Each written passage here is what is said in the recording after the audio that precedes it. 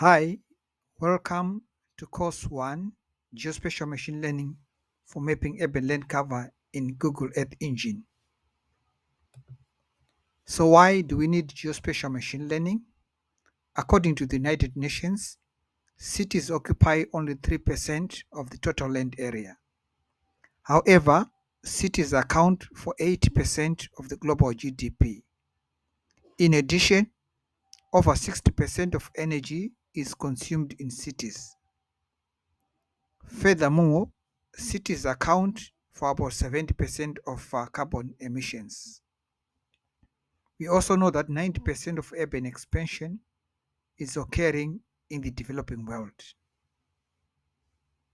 Over the past years, we've heard that 90% of our COVID-19 cases have been reported in cities. In 2015, the global community adopted the 17 Sustainable Development Goals. The 17 Sustainable Development Goals have 169 targets and indicators. The indicators are used to monitor progress towards the attainment of the SDGs. Right, so SDG 11 focuses on sustainable cities and communities. The goal is to make cities inclusive, safe, resilient, and sustainable. Target 11.3 focuses on enhancing inclusive and sustainable urbanization. So this target has got indicator 11.31, which measures the ratio of land consumption rate to population growth rate. Here we're going to use this indicator to measure the rate at which the cities are expanding spatially versus the rate of population growth. Remote sensing data can be used to map the built-up areas.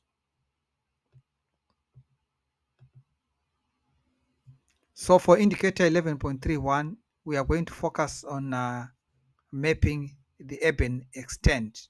So we are going to use remote sensing data such as Sentinel-1 and Sentinel-2.